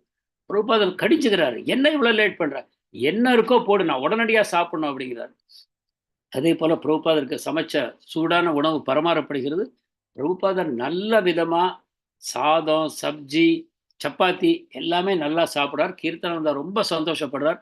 செய்தி கோவிலுக்கு போகிறது, சான் பிரான்சிஸ்கோக்கு போகிறது, பிரபுபாதர் நல்லா சாப்பிட்றார் முந்தி மாதிரி அப்படின்னு சொல்லி. ஆனால் துரதிருஷ்டவசமாக வானிலை சூழ்நிலை சரியாக இல்லை. மோடம் போட்டிருக்கு. பிரபுபாதருக்கு வெயில் வெயில் வெயில் பாரு, வெயில் வேணும் வேணும் பாரு, ஆனால் வெயிலே இல்லை. அப்போ பிரபுபாதர் சொல்கிறார், இது எனக்கு சரிப்படாது, நான் இந்தியாவுக்கு தான் போனோம், அங்கே தான் எனக்கு வெயில் கிடைக்கும், பிருந்தாவனத்து வெயில் என் உடம்புக்கு நல்லது அப்படிங்கிறார். இதுக்கு நடுவில் கிருஷ்ண பண்டிட் தான் பதில் வந்துருச்சு, நான் மருந்து உங்களுக்கு அனுப்ப முடியாது, ஏன்னா மருந்து அனுப்பிச்சு உங்களுக்கு அதனால் பக்க விளைவு உண்டாச்சுன்னா உடனடியாக மருந்தை மாற்ற வேண்டியிருக்கும், அதுக்கெல்லாம் இவ்வளோ தூரத்துலேருந்து செய்ய முடியாது, அதனால் பெட்டர் நீங்கள் இங்கே வந்துருங்க, டெல்லிக்கு வந்துருங்க, இங்கே உங்கள் உடம்பை பார்த்துக்கலாம் அப்படின்னு சொல்கிறார். பிரபுபாதருக்கும் அது சரின்னு படுது. பிரபுபாதர் என்ன சொல்கிறாருன்னா, நான் பிருந்தாவனத்துக்கு போகிறேன், கீர்த்தனானந்தாவையும் அச்சுதானந்தாவையும் அழைச்சிட்டு போகிறேன், எதுக்குனாக்க என் உடம்பை சரி பண்ணிக்க மட்டும் அல்ல, அமெரிக்கன் பக்தர்கள் வந்து தங்குவதற்காகவும் பயிற்சி எடுத்துக்கொள்வதற்காகவும் இந்திய வாழ்க்கை முறையை கற்றுக்கொண்டு அது உலகம் முழுக்க பரப்புவதற்காகவும், நல்லா கேட்டுக்கோங்க எல்லாரும் பக்தர்கள், இந்தியாவில் உள்ள வாழ்க்கை முறையை கற்றுக்கொண்டு பக்தி வேத பூர்வமான வாழ்க்கை முறையை கற்றுக்கொண்டு அதை உலக அளவில் பரப்புவதற்காக நான் பக்தர்களை தயார் செய்ய வேண்டும். சில பக்தர்களை இந்த அமெரிக்கன் இல்லத்தில் வைத்து தயார் செய்வேன், அவர்களை உலகம் முழுக்க பிரச்சாரம் பண்ண அனுப்புவேன்னு சொல்றார். நாம என்ன பண்றோம், நம்ம கலாச்சாரத்தில் நம்மளுக்கே நம்பிக்கை இல்லை. யாராச்சும் ஏதாவது சொன்னாங்கன்னா நம்மளுக்கே வெக்கம் உண்டாகி போகிறது. என்ன சாணியை வச்சு பொழுகிறீங்க, மாட்டு மூத்திரத்தை குடிக்கிறீங்க, பசுமாட்டை வணங்குறீங்கன்னா நமக்கே வெக்கம் உண்டாகும். செடியை போய் வணங்குறீங்க, மாட்டை போய் வணங்குறீங்க, என்னெல்லாம் உங்க கலாச்சாரமே சரியில்லை. ஆனா பிரபுபாதர் இந்த கலாச்சாரத்தை கற்றுக்கொள்ள மேற்கத்திய நாடுகளிலிருந்து பக்தர்களை வரவழைக்கிறார். இந்தியாவிலிருந்து அவங்கள தயார் பண்ணி வெளிநாடுகளுக்கு அனுப்புறது பிரபுபாதருடைய திட்டம். பல விஷயங்கள் நாம கற்றுக்கொள்ள வேண்டியிருக்கு. கொஞ்சம் வேகமா போறதுனால சில விஷயங்களை என்னால அதிகமாக பேச முடியவில்லை. பக்தர்கள் ஒவ்வொரு விஷயத்தையும் கவனமாக குறிப்பெடுத்துக் கொள்ள வேண்டும். நம் வாழ்க்கைக்கு இதெல்லாம் பாடங்கள். கோவிந்ததாசி, கௌரசுந்தர், இந்த 2 பேரும் இங்க பிரபுபாதரை பார்த்துக்கொள்ள நியமிக்கப்பட்டவர்கள். அதுல கோவிந்ததாசி உங்களுக்கு முதலியே தெரியும் எப்படி அவங்க பக்தையானார் அப்படிங்கிறது. அவங்க 2 பேரும் ஒரே டைம் வந்தாங்க. 2 பேரும் ஒரே டைம் தீட்சை வாங்கினாங்க. ஒரே டைம் 2 பேரையும் சேர்த்து பிரபுபாதர் அங்க திருமணம் பண்ணி வச்சார் சான் பிரான்சிஸ்கோல. கோவிந்ததாசிங்கிறவங்க ரொம்ப படிச்சவங்க. 2 பேருமே ரொம்ப படிச்சவங்க. ஆனா பிரபுபாதருக்கு சேவை செய்யறதுல உடனடியா ஈடுபட ஆரம்பிச்சாங்க. 2 பேரும் சேர்ந்து கோவிந்ததாசி படம் வரைவாங்க. பக்கத்துல கௌரசுந்தர் உட்கார்ந்து பாகவதம் படிப்பாங்க. 3 மாசம் தொடர்ந்து பிரபுபாதருடைய புஸ்தகங்களை படித்து முடித்தார்கள். அந்த மாதிரி இப்ப அவங்க 2 பேரும் பிரபுபாதருடைய சேவைக்காக வந்திருக்காங்க. அப்ப கோவிந்ததாசி ரொம்ப சந்தோஷமா இருக்காங்க. பிரபுபாதருக்கு சேவை செய்ய வாய்ப்பு வேணும் வேணும்னு வேண்டிட்டே இருந்தாங்க. அவங்கள அறியாம இப்போ அந்த வாய்ப்பு கிடைத்தது. சேவை செய்யறாங்க. பிரபுபாதர்கிட்ட உட்கார்ந்து இருக்கும்போது பிரபுபாதர் காமிக்கிறாங்க, ஒரு நத்தை சோத்துல ஏறி போறதை காமிக்கிறாங்க. பிரபுபாதர் சொல்றாரு, அதுக்காக நீ ஜபம் பண்ணு அப்படிங்கிறாரு. உடனே அவங்க உட்காந்து அந்த நத்தைக்காக பக்கத்துல உட்காந்து ஜபம் பண்றாங்க. எல்லாத்துலயும் ஒரு உயிர் தான் இருக்கு இல்லையா? நம்ம இருக்கிற அதே ஆத்மா அந்த நத்தையிலேயும் இருக்கு. அதை பிரபுபாதர் சொல்லித்தராரு. அவங்க சாண்ட் பண்றாங்க. பிரபுபாதர் கோவிந்ததாசியை பார்த்து ரொம்ப சந்தோஷப்படுறார். கோவிந்ததாசி பிரபுபாதர்கிட்ட ரொம்ப அன்பு வச்சிருக்காங்க. பிரபுபாதர் சொல்றார், இந்த மாதிரி எளிய மனம் தான் வேண்டும் அப்படிங்கிறார். கோவிந்ததாசி செடியில பூ பறிக்க போவாங்க. போகும்போது உரத்த குரல்ல ஹரே கிருஷ்ணா மகாமந்திரம் பாடிட்டே இருப்பாங்க. அப்போ பிரபுபாதர் ரொம்ப சந்தோஷமா சொல்லுவாங்க, இதை போன்ற ஒரு மனம் வேண்டும் எல்லாருக்கும் அப்படின்னு சொல்லுவார். எல்லாரும் ஒன்னா உட்காந்து சாப்பிடுவாங்க. பிரபுபாதர் ஒரு மேஜையில அவருடைய பிரசாத் வச்சுட்டு சாப்பிடுவார். எல்லாரும் அவரை சுத்தி கீழே உட்காந்துருப்பாங்க. ஒரு குடும்பம் போல அந்த நியூ ஜெர்சி வீட்டில் அவர்கள் வாழ்ந்தார்கள். சுவாமிஜி கிருஷ்ணரை பத்தி பேச ஆரம்பிப்பார். பேச ஆரம்பிச்சா அந்த கோவிந்ததாசிக்கு அந்த ரூமே ஜொலிக்கிற மாதிரி ஒரு உணர்வு உண்டாகும். அந்த ரூமே ஜொலிக்க ஆரம்பிக்கும். ஒரு தங்கத்தை போல பிரபுபாதர் அவ்வளவு அன்போடு கிருஷ்ணருடைய பிரஜபூமியில் அவர் செய்த லீலைகளை பத்தி பேசுவார் அப்படின்னு சொல்றாங்க. நியூயார்க் கோவில்ல இருக்கிற பக்தர்கள் அட் அ டைம் 2 பேர் தான் வருவாங்க. ஏன்னா பிரபுபாதருக்கு முழு ஓய்வு கொடுக்க வேண்டும்ங்கிறதான் திட்டம். அதனால 2 பேர் தான் வருவாங்க. அட் அ டைம் வந்தால் பிரபுபாதர்கிட்ட கொஞ்ச நேரம் அளவலாவுவார்கள், பிற்பாடு திரும்பி போவாங்க. அந்த விதமாக 2 பேர் வந்தாங்க. சத்ஸ்வரூப கோஸ்வாமி, சத்ஸ்வரூப கோஸ்வாமியும் இன்னும் யார் வந்தாங்கிறது நினைவில்லை. ஸோ அவங்க 2 பேரும் வராங்க. வந்து பிரபுபாதரோட தங்குறாங்க. பிரபுபாதர் அவங்கள கூட்டிட்டு பீச்சுக்கு போறார். வாக்கிங் நடக்கிறார். பிரபுபாதர் வேகமா நடக்கும் போது இவங்களால கூட வர முடியல. இவங்கெல்லாம் சின்ன பசங்க. பிரபுபாதர் அவ்வளவு முதியவர். ஆனா அவரோட வேகத்தை இவங்களால ஈடு கொடுக்க முடியல. பிரபுபாதர் சிரிக்கிறார், எனக்கு இந்த நடைப்பயிற்சி ரொம்ப நல்லது, இந்த வெயில் நல்லது அப்படின்னு சொல்லிட்டு வாக்கிங் போறாங்க. எல்லாரும் கூட கீர்த்தனானந்த சுவாமி, கோவிந்ததாசி, ஜதுராணி, சத்ஸ்வரூபா இவங்கெல்லாம் போறாங்க. போய் கடற்கரையில உட்கார்ந்து இருக்கும்பொழுது பார்க்குறாங்க, அந்த கடல்ல சர்ஃப் போர்டிங் பாங்க, ஒரு பலகையை வச்சுட்டு அந்த அலைகள் மேல போவாங்க. அதை நீங்க பார்த்துருப்பீங்க. அதை பார்க்குறாங்க. பார்க்கும்போது பிரபுபாதர் சொல்றார், இங்க ஏதோ ஆனந்தம் இருக்குன்னு நினைச்சிட்டு இவங்கெல்லாம் விளையாடுறாங்க. ஆனா இந்த ஜட உலகம் எப்பவுமே அபாயம் நிறைந்தது. பிரகலாத மகாராஜருடைய ஸ்லோகத்தை சொல்லி பிரபுபாதர் விளக்குகிறார். இந்த ஜட உலகத்துல சந்தோஷமா இருக்க வாய்ப்பில்லை. அடிமுட்டாள்கள் தான் இங்க சந்தோஷமா இருக்க முடியும். ஏனென்றால் முதுமை, நோய், மரணம் அப்படிங்கிறது எப்பவும் நமக்காக காத்திருக்கிறது. பிரகலாத மகாராஜ் சொன்னதை போல நாம் வாழ்க்கையை பகவானை அடைவதற்கு நாம் தயார் பண்ணி கொள்ள வேண்டும். இந்த இருண்ட கிணற்றுக்குள் விழுந்திருக்கிறோம், இதிலிருந்து நாம் தப்பிக்க முயல வேண்டும் அப்படிங்கிற விதமா பிரபுபாதர் அங்கு அவங்களுக்கெல்லாம் அறிவுரை சொல்கிறார். பக்தர்கள் கவனமா இருக்காங்க. பிரபுபாதர் ரொம்ப பேச விடக்கூடாது அப்படின்னு. அவருடைய வயதும் முதிர்ந்தவர், ஆரோக்கியமும் குறைவா இருக்கு, கவனமா இருக்கணும்னு நினைக்கிறாங்க. அதே சமயம் பிரபுபாதர் பேசுறத கேட்பதிலும் அவர்களுக்கு ஆர்வம் இருக்கு. நினைச்சுக்கிறாங்க, நாமளே பிரபுபாதரை பேச வைக்கிறோம் அப்படின்னு நினைச்சுக்கிறாங்க. ஆனா தவிர்க்க முடியவில்லை. சத்ஸ்வரூபா கேட்கிறார், நாம தோல் செருப்புகளை அணியலாமா, தோலால் ஆன ஷூஸ் அணியலாமான்னு கேட்கிறார். அப்போ பிரபுபாதர் சொல்றார், இல்லை, அணியக்கூடாது. உங்க நாட்டில் தான் என்னென்னமோ தொழிற்சாலைகள் இருக்கே, செயற்கை தோல் பண்ணி அது மூலமா காலணிகள் பண்றாங்க, இதோ சத்ஸ்வரூபா அணிஞ்சிருக்காரு, அந்த மாதிரி அணியலாம் அப்படின்னு பிரபுபாதர் சொன்னார். இந்த விஷயம் இஸ்கான் முழுக்க பரப்பப்பட்டது. இன்ன இடத்துல இன்ன நாள் யாருக்கு பிரபுபாதர் சொன்னார், நாம தோல் பொருட்களை உபயோகப்படுத்துவதை பற்றி பிரபுபாதருடைய கருத்து அப்படிங்கிறது எல்லா இடத்துக்கும் போயிடுச்சு. எல்லாரும் ஸ்ட்ரிக்டா உடனே மாறிட்டாங்க. அதுக்கப்புறம் தோல் பயன்படுத்துவது நிறுத்தப்பட்டது இஸ்கான்ல. இதெல்லாம் நாம சொல்றது 1967. அடுத்தது ஜதுராணி, கோவிந்ததாசி 2 பேரும் வந்து பிரபுபாதர்கிட்ட கேட்குறாங்க, பெண்கள் வந்து ஜாஸ்தி முன்னேற முடியாதுன்னு சொல்றாங்களே பிரபுபாத், அவங்களுடைய புத்தி ரொம்ப குறைந்தது, அதனால ஆன்மீக புரிதல் வந்து பிரம்மச்சாரிகளுக்கு தான் அதிகம் உண்டாகும்னு சொல்றாங்களே, அப்ப நாங்க முன்னேற மாட்டோமான்னு வருத்தமா கேட்குறாங்க. அப்ப பிரபுபாதர் என்ன பதில் சொன்னார் அப்படின்னா, உண்மைதான், நீங்கள் உங்களை பெண்கள் என்று நீங்கள் நினைத்தால் உங்கள் ஆன்மீக முன்னேற்றம் தடைப்படும். ஆனா நீங்க உண்மையில ஒரு ஆத்மா. எல்லாருமே ஆத்மாக்கள் தான். இறைவனை பிரிந்து வந்திருக்கக்கூடிய ஆத்மாக்கள். நாம திரும்ப அவரை நினைவு கொள்ள வேண்டும். மீண்டும் அவரிடம் போகணும். நாம ஆத்மாங்கிற எண்ணம் உங்களுக்கு இருந்தால், இங்க பெண்கிற சரீரம் உங்களுக்கு தடை அல்ல அப்படின்னு பிரபுபாதர். நல்ல கவனத்துல வச்சுக்கோங்க. பெண்களை பத்தி எப்பெல்லாம் சர்ச்சை வருதோ இஸ்கான் இயக்கத்திற்குள்ளேயும் வெளியிலையும் நீங்க மனசுல வச்சுக்கணும். நான் என்னை பெண் அப்படின்னு நினைச்சா அது ஒரு தடை தான். ஆனா நான் என்ன ஒரு ஆத்மாவாக நான் நினைப்பேன். ஆனால் கிருஷ்ணருடைய நித்தியமான சேவகன் நான் ஒரு ஆத்மா அப்படின்னு நினைச்சா அது பெண் ஆண்கிற வேற்றுமைகளை எல்லாம் கடந்து போகிறோம். அதுதான் ஆன்மீக தளம் அப்படின்னு சொல்லுது. உடல்ங்கிற தளத்துல இருக்கும்போது ஆண் பெண்கிற பேச்செல்லாம் வரும். அதனால பகவத்கீதையிலேயே கிருஷ்ணர் சொன்னார் அப்படிங்கிற கருத்துக்களை எல்லாம் பார்க்கும்போது கூட நம்ம என்ன புரிஞ்சுக்கணும் அப்படின்னா, ஆத்மாங்கிற தளத்துக்கு நாம் விரைவில் முன்னேற வேண்டும். அதுதான் ஜதுராணியும் இந்த மாதிரி அந்த நிகழ்ச்சி, அந்த பீச்சில் நிகழ்ச்சிகள் நடந்தது. அடுத்தது மறுபடியும் வீட்டுக்கு வந்துட்டாங்க. ஜதுராணியும் ஸ்ரீல பிரபுபாதரும் சுவத்துல மாட்டிருக்கிற ஒரு படத்தை பார்க்குறாங்க. அந்த படத்துல வந்து கிருஷ்ணரை பிடிச்சு வச்சிருக்காங்க. யசோதா கடிஞ்சிட்டு இருக்காங்க. 2 நண்பர்கள் ஒளிஞ்சிட்டு வேடிக்கை பார்க்குறாங்க. பிரபுபாதர் ஜதுராணி கிட்ட பார்த்து பேசுறாரு. என்ன சொல்றார், நீ நினைக்கிறியா கிருஷ்ணர் மாட்டிக்கிட்டாரு, அந்த 2 ஃப்ரெண்ட்ஸும் தப்பிச்சிட்டாங்க, அதனால சிரிச்சிட்டு இருக்காங்கன்னு நினைக்கிறியா அப்படின்னு பிரபுபாதர் கேட்டோன்னே ஜதுராணியோட மனசு சிந்திக்க ஆரம்பிச்சாங்க. ஓஹோ, அப்படி கிருஷ்ணர் விடமாட்டாரு, அவர் என்ன வாங்க, அந்த 2 பேரும் விரைவில் மாட்டிக்கொள்வார்கள், அவங்களுக்கும் கிருஷ்ணருக்கு கிடைக்கிற ட்ரீட்மெண்ட் கிடைக்கும் அப்படின்னு ஜதுராணி புரிஞ்சுக்கிட்டாங்க. உடனே 2 பேரும் விழுந்து விழுந்து சிரிக்கிறாங்க. அந்த படத்திலிருந்து அப்படியே ஒரு காட்சியை பிரபுபாதர் கொண்டு வரார். அப்போ ஜதுராணி நினைச்சுக்கிறாங்க, ஆஹா, என்ன பிரஜபூமிக்கே பிரபுபாதர் அழைச்சிட்டு போயிட்டாரு, நேரடியாக அந்த அனுபவம் கிடைப்பதை போல் அந்த உணர்வு உண்டாயிற்று அப்படின்னு சொல்றாங்க. அடுத்ததாக வந்திருக்கக்கூடிய அந்த நியூயார்க்லேருந்து வந்த பக்தர்கள் புறப்பட்டு போறாங்க. புறப்பட்டு போகும்போது பிரபுபாதர் தூங்கிட்டு இருந்தாரு.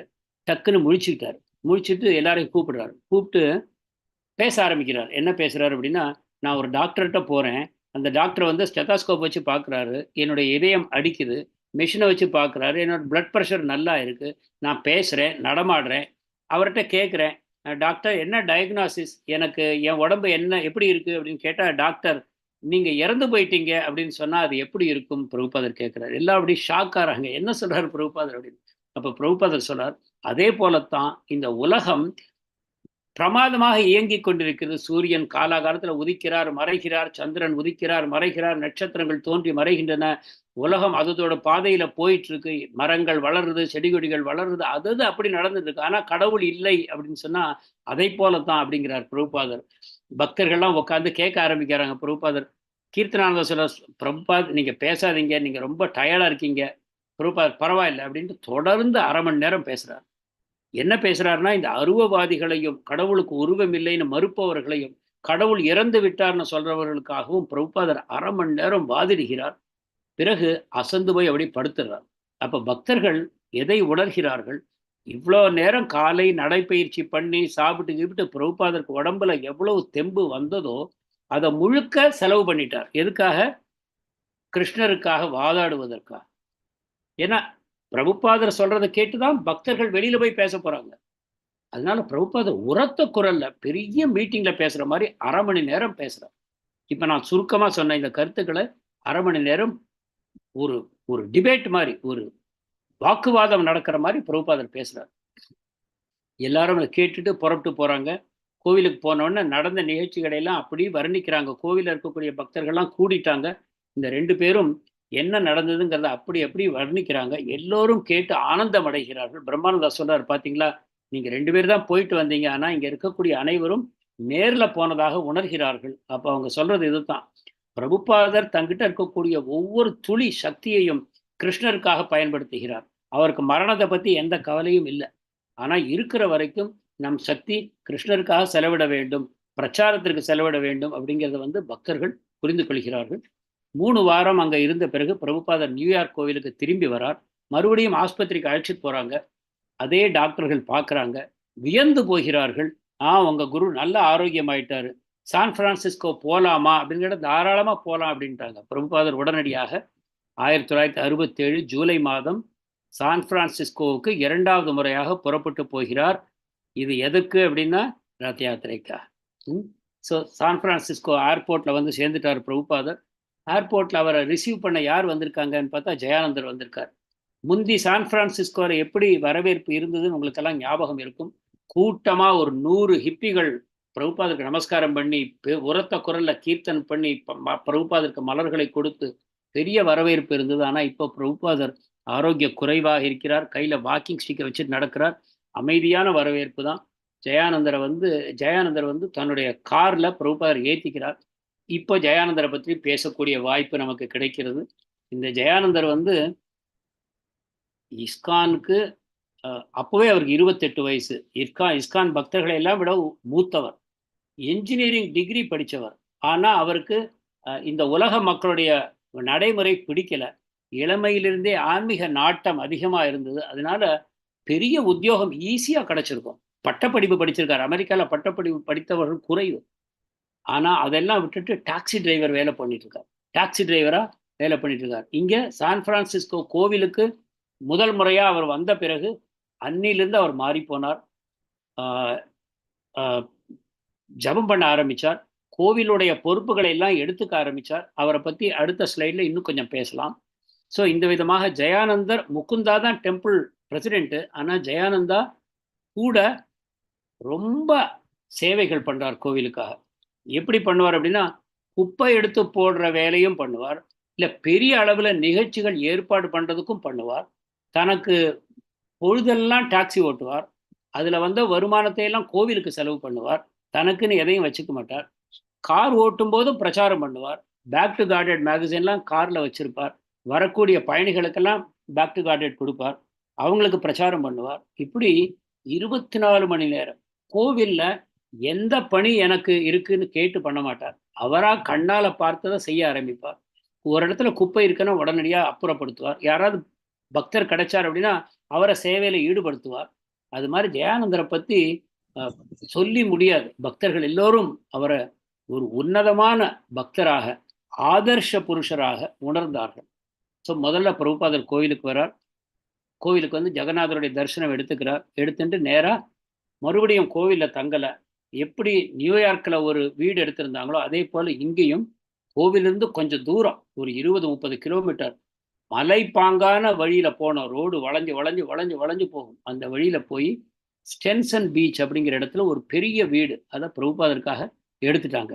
அந்த வீட்டுக்கு பிரபுபாதர் போகிறார். நேராக போனால் முகுந்தாவும் ஜானகியும் காத்துட்ருக்காங்க. உங்களுக்கெல்லாம் யாருன்னு ஞாபகம் இருக்கும். முகுந்தா ஜானகி 2 பேரும் முதல் முறையாக பிரபுபாதருக்கு அறிமுகமானவர்கள் இல்லையா? ஏறக்குறை நியூயார்க்கில் அவருக்கு வீடு பார்த்து வச்சதே முகுந்தா தான், 26 செகண்ட் அவென்யூ. பிரபுபாதரை பார்த்த சந்தோஷத்தில் ஜானகி மாதாஜி அழ ஆரம்பிக்கிறாங்க சந்தோஷத்தினால. ஆனால் பிரபுபாதர் ஒன்றுமே பேசாமல் அந்த வீட்டை அப்படியே சுற்றி வரார். என்னெல்லாம் இருக்குன்னு ஒவ்வொரு அறையாக போய் பார்க்குறார். வாசலில் ஒரு பெரிய தோட்டம் இருக்குது. நடுவில் புத்தர் சிலை வச்சுருக்காங்க. உள்ளுக்குள்ளே போனால் பக்தர்கள்லாம் சேர்ந்து அலங்காரம் பண்ணியிருக்காங்க. விஷ்ணுவுடைய படம், சைத்தன்ய மகாபிரபுடைய படம், பஞ்சதத்துவாவுடைய படம், ராதாகிருஷ்ணனுடைய படங்கள் எல்லாம், ஜதுராணி வரைஞ்ச படங்கள், இந்தியாவிலிருந்து வந்த படங்கள் எல்லாம் மாட்டப்பட்டு அழகு செய்யப்பட்டிருக்கிறது. பிரபுபாதர் எல்லாம் சுற்றி வரார்.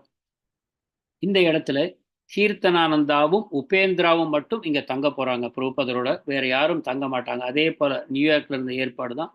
2 பேர் மட்டும் பக்தர்கள் வந்து பார்த்துட்டு போவாங்க. அந்த மாதிரி ஏற்பாடு செய்யப்பட்டிருக்கிறது. ஸோ கீர்த்தனானந்தா சமையல் பார்த்துப்பார். உபேந்திரா மற்ற சேவைகள்லாம் பண்ணுவார். உபேந்திராவை பற்றியும் உங்களுக்கு ஞாபகம் இருக்கும்னு நினைக்கிறேன். உபேந்திரா வந்து ஒரு கேர்ள் ஃப்ரெண்ட் இருந்தாங்க. ஆனால் அந்த கேர்ள் ஃப்ரெண்டுக்கு கிருஷ்ண உணர்வில் ஆர்வம் இல்லை. உபேந்திராவுக்கு ரொம்பவே ஆர்வம் இருந்தது. அதே சமயம் கேர்ள் ஃப்ரெண்டையும் விட முடியல. உடலின் தேவைகளும் அவருக்கு இருந்தது. அப்போது பிரபுபாதர்கிட்ட திரும்ப திரும்ப இதை பற்றி அவர் பேசும்போது பிரபுபாதர் சொன்னார், நீ பெட்டர் எங்கூடையே தங்கிடு அப்படின்னாரு. அதோட தன்னுடைய 2 ட்ரெஸ்ஸை எடுத்துன்னு வந்தார். மிச்சம் தான் வீட்டையே கேர்ள் ஃப்ரெண்ட்கிட்ட விட்டுட்டார். நான் உன்னை விட்டு போகிறேன் அப்படின்ட்டு பிரபுபாதர்கிட்ட வந்து ஜாயின் பண்ணிட்டார். இந்த விதமாக பிரபுபாதரோடு இணைந்து கொண்டவர் உபேந்திரா. அவங்க 2 பேரும் அவர் கூடவே இருக்காங்க. ராத்திரி முழுக்க பிரபுபாதருக்கு நெஞ்சு வலி தொடர்கிறது. மறுநாள் கார்த்தால் அவரால் எழுந்துக்க முடியல. மொழிபெயர்ப்பு பணி நின்று போகிறது அன்னைக்கு. கீர்த்தனானந்தா தொடர்ந்து பிரபுபாதருக்கு மசாஜ் கொடுக்குறார். கீர்த்தனானந்தா மசாஜ் எக்ஸ்பர்ட் பிரபுபாதருக்கு. ஃபர்ஸ்ட் தலைய நல்ல பலமா மசாஜ் பண்ணுவார்.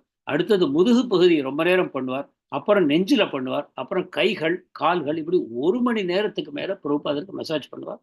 பிரபுபாதர் சொல்வார், இந்த மசாஜ் தான் என்னை உயிரோடு வச்சிருக்கு அப்படிம்பார். ஒன்று மசாஜ், இன்னொன்று மார்னிங் வாக். ஸோ எழுந்து மார்னிங் பீச்சில் வாக் பண்ணுவார். அப்போ கொஞ்சம் வெயில் இருக்கும். அப்போ வந்து அப்படி அந்த வெயில் எடுத்துட்டு பிரபுபாதர் நடப்பார். கூட வரவங்க கீர்த்தனானந்தா சோர்ந்து போவார். பிரபுபாதர் சிரிப்பார் அவங்கள பார்த்து. போற வழியில தரையில வந்து அந்த மணல் வந்து பபுள் மாதிரி இருக்கும். அப்போ பிரபுபாதர் சொல்றார், பாத்தியா இதுக்குள்ளேயும் உயிர்வாழிகள் இருக்கு. கடலுக்குள்ள இருக்கு இந்த மண்ணு. கடல் உள்ள போகும்போது இங்க பபுள் மாதிரி நாம பார்க்குறோம். இதுக்குள்ள உயிர்வாழிகள் இருக்கு. நிலவில் உயிர் இல்லைன்னு எப்படி சொல்றாங்க? உயிர்கள் எல்லா பகுதியிலும் இருக்கு. மறுபடியும் பிரபுபாதர் தன்னுடைய உடம்போட ஆரோக்கியத்துக்காக வந்தார். ஆனா பிரச்சாரத்தை அவர் நிறுத்துவதில்லை. கூட இருக்கிறவங்களை பிரச்சாரம் பண்ணி அவங்க மற்றவர்களுக்கு பிரச்சாரம் செய்ய தயார் செய்கிறார்.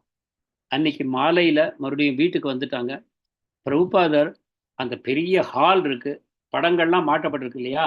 பிரபுபாதர் ஒரு சின்ன நகர் சங்கீர்த்தன் மாதிரி அந்த அறைக்குள்ளேயே பண்றார். முன்னாடி பிரபுபாதர் கரத்தாளை வச்சு கீர்த்தனை பண்ணிட்டே போவார். பின்னாடி கீர்த்தனானந்தா, அவருக்கு பின்னாடி உபேந்திரா. அப்படி சுத்தி சுத்தி வருவாங்க. கிருஷ்ணர்கிட்ட வரும்போது நின்று கொஞ்சம் கீர்த்தன் பண்ணுவாங்க. மறுபடியும் சுத்தி வருவார் பிரபுபாதர், அவங்க பின்னாடி வருவாங்க. அந்த விதமாக கீர்த்தன் பண்றார் பிரபுபாதர். ஸோ இதெல்லாம் வந்து ஒரு யாருக்கு இயல்பாக பகவானிடம் அன்பு இருக்குமோ அவங்க இந்த மாதிரி தான் அவங்க வாழ்க்கை இருக்கும். ஒவ்வொரு வினாடியும் பகவானுடைய சிந்தனையில தான் அவங்க செயல்கள் இருக்கும். ஒரு தூய பக்தருடைய செயல்கள் எப்படி இருக்கும் அப்படிங்கிறத பார்க்கிறோம். நாம இப்ப சாதனா பக்தியில் இருக்கோம். அதனால நாம முயற்சியோடு நாம் பக்தி செய்ய வேண்டும். ஆனா ஒரு காலகட்டத்தில் பகவானுடைய கருணையினால, நம்முடைய உண்மையான முயற்சியினால பகவான் அந்த அன்பை நமக்கு தருவார். அப்ப அந்த பிரேமை உண்டாகும் போது நம்ம செயல்களும் இயல்பாக நடைபெறும். நாம பக்தி செயல்களை வந்து வேண்டா வெறுப்பா பண்ண மாட்டோம். நம்மளை உந்தி தள்ள தேவை இருக்காது. இயல்பான விதத்தில் நம்முடைய பக்தி நடைபெறும். அடுத்தது நாம சொன்னதை போல ஷியாமசுந்தராவும் முகுந்தாவும் வராங்க பிரபுபாதரை பார்க்க. வந்து ரத யாத்திரைக்கான ஏற்பாடுகளை பத்தி பேசுறாங்க. பக்தர்கள்லாம் ரொம்ப ஆர்வமா இருக்காங்க. ரொம்ப நீங்க என்ன சொல்றீங்களோ அதை செய்ய எல்லாரும் காத்துட்டு இருக்காங்க. அவங்க மனப்போன போக்குல செய்யக்கூடாது. நீங்க ஆசைப்படுற விதத்துல அது நடக்கணும் அப்படிங்கிற விதத்துல அவங்க பேசுறாங்க. பக்தர்கள் எல்லாம் ஏற்பாடுகள்ல ரொம்ப ஆர்வமா இருக்காங்க. நாளைக்கே ரத யாத்திரா. இன்னைக்கு டேட்டை நோட் பண்ணிக்கோங்க. ஜூலை 9, 1967 சான் பிரான்சிஸ்கோ நகரத்துல, அமெரிக்காவின் மேற்கு கடற்கரையில, நியூ ஜெகநாத்புரியில இதுதான் இஸ்கானுடைய முதல் ரத யாத்திரை நடைபெற்றது. பிரபுபாதர் இல்லாமல். முதல் ரத யாத்திரையில பிரபுபாதர் இல்லை. ஆனா அது நடந்தது. எப்படின்னா, பிரபுபாதர் சான் பிரான்சிஸ்கோல முந்தி வந்திருந்தார் இல்லையா? அப்பவே கோவிலிருந்து மாடியிலிருந்து கீழே பார்க்கிறார். பார்த்தா ஒரு பெரிய ட்ரக் நிக்குது. பிரபுபாதர் சொல்றார், இந்த ட்ரக்கையே நம்ம ஒரு ரத யாத்திராக்கு பயன்படுத்தலாமே அப்படின்னு சொல்றார். பெரிய ட்ரக்கு. பிரபுபாதர் அதுலயே நம்ம விக்கிரகங்களை பின்னாடி வச்சிடலாம், வரிசையா வச்சு ஒரு ரத யாத்திரா பண்ணலாம். பிற்பாடு நம்ம ரத்து பண்ணுவோம். இப்போதைக்கு இதுலயே ரத யாத்திரா பண்ணலாம்னு சொல்லியிருக்காரு. முகுந்தா கிட்ட அந்த ட்ரக்கை எப்படி அலங்காரப்படுத்தணுங்கிறது ஒரு படமே வரைஞ்சு கொடுத்துருக்காரு. ஸ்கெட்ச். எப்படி அதில் தூண்கள் வைக்கணும், எப்படி அதில் அந்த தூண்களுக்கு மேலே எப்படி ஒரு கோபுரம் அந்த இது வைப்போம் இல்லையா, துணியை வச்சு எப்படி பண்ணுவோம், எல்லாமே எப்படி அலங்காரம் பண்ணணும், எல்லாமே பிரபுபாதர் சொல்லியிருக்காரு. அதே போல பண்றாங்க. 2 பேர், ஷியாம் சுந்தரா, முகுந்தா 2 பேருக்கும் பிரபுபாதர் சொல்லியிருக்காரு. அப்போ முகுந்தா சொல்றார், ஹிப்பிகளும் பக்தர்களும் ரொம்ப ஆர்வமா இருக்காங்க. ரத யாத்திரா ரூட்டுக்கு நாங்கள் பர்மிஷன் வாங்கிட்டோம். நாங்கள் முதல்ல அந்த கோல்டன் கேட் பார்க் வழியாவே ரத யாத்திரா போனோம்னு ஆசைப்பட்டோம். ஆனால் போலீஸ்காரங்க அனுமதி கொடுக்கல. இப்போ அதை வந்து சுற்றி போவோம் நாம. ஆனால் நல்ல ரூட் நமக்கு கிடைச்சிருக்கு அப்படின்னு சொல்றாங்க. பிரபுபாதர் சொல்றார், நல்ல விதமா செய்யுங்க. அவசரப்பட்டு ரத்தம் இழுத்துட்டு போயிடாதீங்க. ரத்தம் மெதுவா இழுத்துட்டு போங்க. அதிகபட்ச மக்களுக்கு வாய்ப்பு கிடைக்கும். இன்னி வரைக்கும் நாம பார்க்குறோம் ரத யாத்திரானா போலீஸ்காரங்க விரட்டுறது தான். அங்கேயும் அதே தான். நீங்க விரட்டுறதுக்கு அனுமதிக்காதீங்க. நிதானமா போங்கன்னு மீண்டும் மீண்டும் சொல்றார் பிரபுபாதர். நல்ல விதமா பண்ணுங்க, ஜெகநாதர் சந்தோஷப்படுவார் அப்படிங்கிறார். இந்தியாவில் எப்படி ரத யாத்திரா நடக்குங்கிறத பத்தி பிரபுபாதர் விவரமா சொல்றார். சைத்தன்ய மகாபிரபுடைய காலத்துல எப்படி நடந்ததெல்லாம் சொல்றார். அப்போ பக்தர்கள்லாம் ஜெயானந்தா மறுபடியும் அவரை வந்து புகழ்ந்து பேசுகிறார்கள். முகுந்தரும் ஷியாமசுந்தரும் எப்படி ஜெயானந்தா காலையிலிருந்து ராத்திரி வரைக்கும் வண்டியை ஓட்டிகிட்டே இருக்காரு அங்கேயும் இங்கேயும். எதுக்குன்னா டொனேஷன். நீங்க பூக்கள் கொடுங்க, பழம் ஸ்பான்சர் பண்ணுங்க, தானியங்கள் ஸ்பான்சர் பண்ணுங்க, மக்கள்கிட்ட எல்லார்ட்டையும் போய் வாங்கிட்டு வராரு. மக்களை கூப்பிடுறாரு, ரதத்தை அலங்காரம் பண்றதுக்கு வாங்க அப்படின்னு எல்லாரையும் கூப்பிடுறாரு. இப்போ பக்தர்களுக்கெல்லாம் ஒரு ஒரு உற்சாகம் ஊட்டக்கூடிய ஒரு செய்தி என்ன அப்படின்னா, நம்முடைய தவத்திரு ஜெயபதக சுவாமி மகாராஜ் இந்த ரத யாத்திராவில் பங்கு பெற்றார். முதல் முறையாக அவர் பக்தர்களை சான் பிரான்சிஸ்கோவில் பார்த்தார். மிகவும் கவரப்பட்டார் அவர்களால். அந்த பக்தர்களை பார்த்ததுக்கு அப்புறம் ரொம்ப அதை பற்றி ரொம்ப விவரங்கள் சொல்றதுக்கு அவகாசம் இல்லை. ஆனால் அவங்களெல்லாம் பார்த்து கவரப்பட்டாருங்கிறது ஒரு உண்மை. இவர் ஜெயானந்தா கிட்ட போறார். அவர் ஜெயானந்தா கிட்ட போயிட்டு என்ன பண்றாருன்னு பார்க்குறாரு. ஜெயானந்தா சொல்றாரு, நீ இந்த ஆணியை பிடிச்சிக்கோ, நான் சுத்தியலால் அடிக்கிறேன் அப்படிங்கிறாரு. அந்த ரதம் தயார் பண்ணிட்டு இருக்காரு அந்த ட்ரக்கில். அப்போ அந்த ஆணியை பிடிச்சிக்கிறார் ஜெயபதக சுவாமி. அப்போ ஜெயபதகா இல்லை அவர் இல்லையா, கார்டன் அப்படின்னு பேரு. ஆணியை பிடிச்சிக்கிறாரு, இவர் சுத்தியலால் அடிக்கிறார். கொஞ்சம் கொஞ்சமாக இறக்கினோன்னு அவர் கையை எடுத்துறாரு, இவர் சுத்தியலால் ஆணியை உள்ள இறக்குறாரு. அப்புறம் கேட்குறாரு, இந்த பண்ண முடியுமா உன்னால அப்படிங்கிறார். ஓ, என்னால் பண்ண முடியுமே அப்படிங்கிறார். உடனே ஓகே நீ பண்ண. அப்போ முதல் முறையாக நேரடியாக அவருக்கு சேவை கொடுத்தது ஜெயானந்தா. நம்ம அனைவருக்கும் மிகவும் பிரியமான இன்னைக்கு இஸ்கான் இயக்கத்தை முன்னின்று நடத்தி செல்லக்கூடிய நம்முடைய தவத்திரு ஜெயபத்ரா சுவாமி மகாராஜ் ஜெயானந்தருக்கு முதல் முறையாக நேரடியாக அறிமுகமாகிறார். நேரடியாக அவர்கிட்ட சேவை வாங்குறார். எதுக்கு? ஜெகநாதருடைய ரதத்துக்கு சேவை செய்ய ஆரம்பிக்கிறார். அப்போ அவர் கேட்குறாரு, இந்த ரதத்தை பண்ணுறதுக்கு எவ்வளோ நாளாகும் அப்படின்னு கேட்குறார். 2 வாரத்தில் முடிக்கணும் அப்படிங்கிறார் ஜெயானந்தா. ரொம்ப ஆச்சரியப்படுறார். அப்போது இது ஒரு முக்கியமான நிகழ்வுங்கிறத நாம் எல்லாரும் ஞாபகம் வச்சுக்கணும். ஸோ அந்த ஜெயானந்தா மேலும் அந்த ட்ரக் மேலே வைக்கிற சவுண்ட் சிஸ்டத்துக்கு ஏற்பாடு பண்ணுறார். போஸ்டர்லாம் அச்சடித்து எல்லா கடைகளையும் விநியோகம் பண்ணுறார். அயராமல் உழைக்கிறார். எல்லோருக்கும் உற்சாகத்தை உண்டாக்குகிறார் அப்படின்னு ஜெயானந்தாவை பற்றி பக்தர்கள் புகழ்கிறார்கள் பிரபுபாதர்கிட்ட. பெண்கள் தொடர்ந்து சப்பாத்தி பண்ணிட்டே இருக்காங்க. ஆயிரக்கணக்கான சப்பாத்திகள் விநியோகம் பண்ண போகிறோம். மேலும் ஆரஞ்சு பழம், ஆப்பிள் பழம் எல்லாம் கட் பண்ணி அதையும் ரதத்திலிருந்து நாங்கள் விநியோகம் பண்ண போகிறோம். 100கணக்கான பலூன்கள் தயார் பண்ணியிருக்கோம். இந்த பலூன்கள்லாம் ரத யாத்திராவின் போது நாம் வானத்தில் விட போகிறோம். இதெல்லாம் சொல்கிறாங்க. பிரபுபாதர் சந்தோஷமாக கேட்டுக்கிறார். முக்கியமாக ஊர்வலம் நல்ல விதத்தில் நடைபெற வேண்டும். ஊர்வலம் முழுக்க நீங்கள் பிரசாதம் விநியோகம் பண்ணணும். கீர்த்தன் விடாமல் நடைபெற வேண்டும். மக்கள் எல்லோருக்கும் ஜெகநாதரை பார்க்கும் வாய்ப்பு கிடைக்க வேண்டும். ஹரே கிருஷ்ண நாம ஜெபம் செய்ய வாய்ப்பு கிடைக்க வேண்டும். நிதானமா போங்க அப்படின்னு பிரபுபாதர் சொல்றார். ரதத்துக்கு முன்னாடியும் பின்னாடியும் நடனமாட முன்னாடி ரதத்துக்கு முன்னாடி நடனமும் கீர்த்தனமும் தொடர்ந்து நடைபெற வேண்டும். உங்களால முடிஞ்ச வரைக்கும் நல்லா பண்ணுங்க, ஜெகநாதர் சந்தோஷப்படுவார் அப்படின்னு பிரபுபாதர் சொல்றார். அதே விதமாக ரத யாத்திரை நடைபெறுகிறது. ஏராளமான மக்கள் பங்கு பெறுகிறார்கள். சுபாலா அப்படின்னு ஒரு பக்தர் மற்றும் இன்னொரு பக்தர், பேர் எனக்கு டக்கு நினைவில்லை. இவங்க 2 பேரும் ரதத்துக்கு முன்னாடி நடனம் ஆடிட்டே வராங்க. பிரபுபாதர் சொன்னதை போல கீர்த்தன் லவுட் ஸ்பீக்கர்ல வந்துட்டே இருக்கு. சில பக்தர்கள் ரதத்து மேல உட்காந்துருக்காங்க. ஷியாமசுந்தரா, யமுனா மாதாஜி இவங்கெல்லாம் உள்ள இருந்து ஹார்மோனியம் வச்சுட்டு பாட்டு பாடுறாங்க. அது ஒலிபெருக்கியின் மூலமாக எல்லாருக்கும் கேட்க ஏற்பாடு செய்யப்பட்டிருக்கிறது. பிரசாதம் ரதத்திலிருந்து எல்லாருக்கும் ஆரஞ்சு பழம், ஆப்பிள் பழம், சப்பாத்தி எல்லாருக்கும் விநியோகமாகுது. எல்லாரும் ஆனந்தமா இருக்காங்க. வந்த பக்தர்கள் அனைவரும் மிகுந்த சந்தோஷத்தோடு அனுபவிக்கிறார்கள். பக்தர்களும் சரி, ஹிப்பிகளும் சரி, பொதுமக்களும் சரி ரொம்ப அதை என்ஜாய் பண்றாங்க. இந்த மாதிரி ரத யாத்திரா நடைபெறுகிறது. ஆனால் பிரபுபாதர் இருக்கிற இடத்துக்கு ரத்து வர முடியாதுன்னு தெரியும். ஏன்னா நாம சொன்னோம் இல்லையா, ரொம்ப தூரத்துல இருக்கு அப்படிங்கிற மாதிரி. அதுவும் மலைப்பாங்கான இடம், சுத்தி போகணும் அப்படின்ட்டு. ஸோ கீர்த்தனானந்தா ஃபீஸ்ட் ரெடி பண்றார். பக்தர்கள் வருவாங்க, அவங்களுக்கு பிரசாதம் கொடுக்கணும். ஏன்னு கேட்டா இந்த ரதம் யாத்திரையை பத்தி சொல்றதுக்காக வருவாங்க அப்படின்ட்டு. அப்போ என்னாச்சு, கொஞ்ச நேரத்துல கரத்தாள்லாம் பெருசா சத்தம் கேட்கறது, மிருதங்கம் கரத்தாள். பிரபுபாதர் கண்ணு விரிஞ்சு போச்சு. எழுந்து போய் ஜன்னல் வழியா பாக்குறாரு. பார்த்தா ரத்து வந்துட்டு இருக்கு பிரபுபாதர் இருக்கிற இடத்துக்கு. ரத்து வருது. வந்தவுடனே ரத்தை அங்க ஸ்டாப் பண்றாங்க. எல்லாரும் கூட வந்த ஹிப்பிஸ் பக்தர்கள் எல்லாரும் வராங்க. அந்த ரூம் நிரம்பி போச்சு. டெய்டிஸ் உள்ள கொண்டு வாங்கங்கிறார் பிரபுபாதர். ஜெகநாத், பலதேவ், சுபத்ரா 3 பேரும் பிரபுபாதருடைய அறைக்கு வராங்க. அங்க ஒரு பெரிய பியானோ இருக்கு. அந்த பியானோ மேல, அந்த மூடி மேல 3 விக்கிரகங்களும் நிறுத்தி வைக்கப்படுறாங்க. 3 விக்கிரகங்களும் பிரபுபாதரை பார்க்குறாங்க. பிரபுபாதர் ஜெகநாத், பலதேவ், சுபத்ரா தரிசனம் பண்றார். பக்தர்கள்லாம் சொல்றாங்க, ரொம்ப அற்புதமா இருந்தது, ரொம்ப பெரிய அளவுல நடந்தது, ரொம்ப இனிமையான தினமா இருந்தது அப்படின்னு புகழ்ந்து பேசுறாங்க எல்லாரும். நிறைய ஹிப்பிகளும் பொதுமக்களும் கலந்து கொண்டார்கள். ஜெயானந்தா, சுபாலா 2 பேரும் ரதத்துக்கு முன்னாடி முழுக்க முழுக்க ஆடிட்டே வந்தாங்களாம். கீர்த்தன் பண்ணிட்டு டான்ஸ் ஆடிட்டே வராங்க. பொதுமக்கள் கூட்டம் வந்து எல்லாத்தையும் ரசித்தார்கள் அப்படின்னு வருது. பிரபுபாதர் ரொம்ப ரொம்ப சந்தோஷப்படுறார். அப்ப ஷியாமசுந்தரா சொல்றார், ஒரு கட்டத்துல தான் எனக்கு ரொம்ப பிரச்சனை ஆயிடுச்சு அப்படிங்கிறார். என்னன்னா ட்ரக்கு தானே, ட்ரக்கை வந்து ஷியாம் சுந்தரா ஓட்டிட்டு வர்றாரு இல்லையா. பின்னாடி பின்னால ஜெகநாதர் 2 சைட்லயும் பலதேவ சுபத்ரா அப்படி வச்சுட்டாங்க, வரிசையா வைக்கல. ரத்துக்கு பின்னாடி ஓப்பன் வச்சுட்டு ஒரு பக்கம் ஜெகநாத், இன்னொரு பக்கம் பலதேவ், இன்னொரு பக்கம் சுபத்ரா அப்படி வச்சு அதுல டைப் பண்ணிட்டாங்க.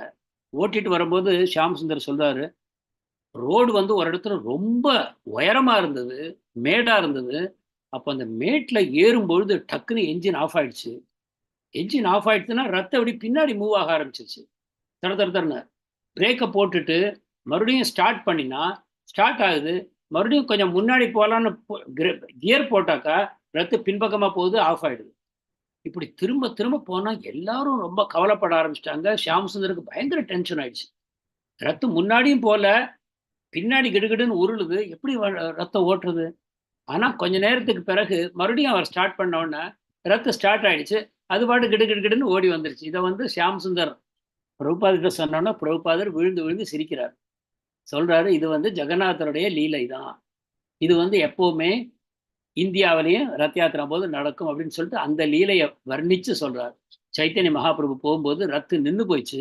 சைத்தன்ய மகாபிரபு ராஜா பிரதாப்ருத்ரா வந்து அதை இழுக்கிறதுக்காக யானைகளை விடுறாரு, பெரிய பெரிய மல்லர்களை விடுறாரு, பைல்வான்களை விடுறாரு. ஏராளமான மக்கள் சேர்ந்து இழுக்கிறாங்க. ஆனா ஒரு இன்ச்சு கூட நகரல. ஆனா சைத்தன்ய மகாபிரபு சொல்றாரு, எல்லாரையும் விட்டுருங்க, நான் மட்டும் போறேன் அப்படின்ட்டு ரத்துக்கு பின்னாடி போய் தன்னுடைய தலையால் அப்படி புஷ் பண்றாரு லேசா. உடனே ரத்து நகர ஆரம்பிக்குது. அந்த லீலையை சொல்றார், இது ஜெகநாதருடைய லீலை தான், ஜெகநாதர் உங்க இதுல மகிழ்ந்து போயிருக்கிறார் அப்படிங்கிறது இது காட்டுகிறது அப்படின்னு சொல்றார். எல்லாரும் ரொம்ப சந்தோஷப்படுறாங்க. பக்தர்கள் அவருடைய ஆசையை நல்ல விதமாக நிறைவேற்றி இருக்கிறார்கள் அப்படின்னு பிரபுபாதர் மகிழ்கிறார். அவங்களுக்கு ஜாஸ்தி பயிற்சி தரப்படவில்லை, ஆனாலும் உண்மையோடு செய்திருக்கிறார்கள். நிச்சயமாக பக்தி சித்தாந்த் சரஸ்வதி தாக்கூர், பக்தி வினோத் தாக்கூர் மற்றும் பரம்பரை ஆச்சாரியர்கள் எல்லோருமே இஸ்கானுடைய முதல் ரத யாத்திரையில் மகிழ்வார்கள் அப்படின்னு பிரபுபாதர் உறுதியாக உணர்கிறார். இதுதான் முதல் முறையா இந்தியாவுக்கு வெளியில ரத யாத்திரை நடத்தப்படுகிறது. பிரபுபாதர் சொல்றார், உலகம் முழுக்க மக்கள் கவலை மூழ்கியவர்களாக தான் இருக்காங்க. ஆன்மீக உலகத்தில் மட்டும்தான் நம்ம உண்மையான சுதந்திரத்தை அடைய முடியும். எல்லோரும் அந்த வைகுண்டத்திற்கு திரும்பி செல்ல வேண்டும். இதுதான் நம்ம கிருஷ்ண உணர்வு இயக்கத்தின் நோக்கம். இந்த மாதிரி விழாக்கள் மூலமாக நாம் மக்களுக்கு கிருஷ்ண உணர்வை தர முடியும். எனக்கு இதை போல ஏராளமான திட்டங்கள் இருக்கு, தினம் ஒரு விழா நடத்தும் அளவுக்கு எங்கிட்ட திட்டங்கள் இருக்குன்னு பிரபுபாதர் சொல்றார். ஸோ பக்தர்களை இதை கேட்டு ரொம்ப சந்தோஷப்படுறாங்க. இந்த விதமாக அந்த ரத யாத்திரை நடந்து முடிகிறது. பிரபுபாதர் இந்தியாவுக்கு போகிறத பற்றி இன்னும் பேசிகிட்டே இருக்கார். இந்தியாவுக்கு போனால் தான் எனக்கு அந்த கிளைமேட் வேணும். இங்கே இருக்கக்கூடிய கிளைமேட் சான் பிரான்சிஸ்கோலையும் வெதர் நல்லா இல்லை, காத்தடிக்குது, ஆகாயம் மூடி கிடக்கு, வெயிலே வரமாட்டேங்குது. பிரபுபாதருடைய ஆரோக்கியம் இன்னும் சரியாக தேரலை. நான் இறந்து போனாலும் போவேன், நான் இங்கே இறந்தாலும் இறப்பேன், விருந்தாவனில் இறந்து போனாலும் போவேன் அப்படின்னு சொல்லிட்டு சொல்கிறார். ஒரு பக்தன் எங்கே இறந்தாலும் அது பெரிய விஷயம் இல்லை. அத்வைத ஆச்சாரியா சைத்தன்ய மகாபிரபு சொல்கிறார், நீங்கள் எங்கே போகிறீங்களோ அது பிருந்தாவனம் தான், ஏன்னா உங்கள் இதயத்தில் கிருஷ்ணர் இருக்கார் அப்படின்னு. அதை போல் ஒரு பக்தன் எங்கும் மரணிக்க தயாராகத்தான் இருக்கான். எங்கே இறந்தாலும் அவன் பகவான்கிட்ட போய் சேருவான் அப்படிங்கிறார். ஆனாலும் கூட நான் பிருந்தாவனத்தில் சென்று தான் இறக்கணும்னு ஆசைப்படுறேன். அங்கே போய் உடம்பு தேறினாலும் பரவாயில்ல, இறந்தாலும் பரவாயில்ல. உடம்பு தேறினா திரும்பி இங்கே அமெரிக்காவுக்கு வரப்போகிறேன் பிரபுபாதர் சொல்றார். சுமதி முரார்ஜிக்கு மறுபடியும் கடிதம் எழுதுகிறார், எனக்கு கப்பலில் என் பக்தர்கள் வர்றதுக்கு நீ ஏற்பாடு பண்ணணும். எனக்கு எப்படி கொடுத்தீங்களோ இலவசமாக, அது போய் என் பக்தர்கள் பல பேர் பயிற்சி எடுப்பதற்காக பிருந்தாவனத்துக்கு வரணும், அவங்களுக்கெல்லாம் நீங்கள் அனுமதி கொடுக்கணும்னு கேட்குறார். ஆனால் அனுமதி வரவில்லை. பிருந்தாவனத்தை பற்றி பிரபுபாதர் புகழ்ந்து பேசுகிறார். பிருந்தாவனம் எப்பேற்பட்ட உயர்ந்த இடம், அங்கே வந்தால் இயல்பாகவே அங்கே இருக்கக்கூடிய மக்கள் கிருஷ்ண உணர்வோடு இருக்கிறார்கள். அங்கே நாம போனாலும் நம் இதயத்தில் உறங்கி கொண்டிருக்கக்கூடிய கிருஷ்ண உணர்வு தட்டி எழுப்பப்படும். பக்தர்கள்லாம் நீங்கள் அங்கே வரணும். நான் வந்து பிருந்தாவனத்தில் ஒரு அமெரிக்கன் இல்லம் அப்படின்னு ஒன்று ஆரம்பிக்க போகிறேன், அங்கே நீங்கள்லாம் வந்து பயிற்சி எடுத்துக்கொள்ள வேண்டும் அப்படின்னு அதை பற்றி பிரபுபாதர் ரொம்ப நேரம் பேசிட்டு இருக்கார். இந்த விதமாக இன்றைய வகுப்பை நிறைவு செய்கிறோம். ஹரே கிருஷ்ணா. மறுபடியும் அடுத்த வாரத்துல பிரபுபாதர் இந்தியாவுக்கு திரும்பி வருகிறார். அதை பற்றிய விஷயங்கள் அடுத்த வாரம் பார்க்கலாம். ஹரே கிருஷ்ணன். பக்தர்களுக்கு ஏதாவது பகிர்ந்து கொள்ள வேண்டும்னா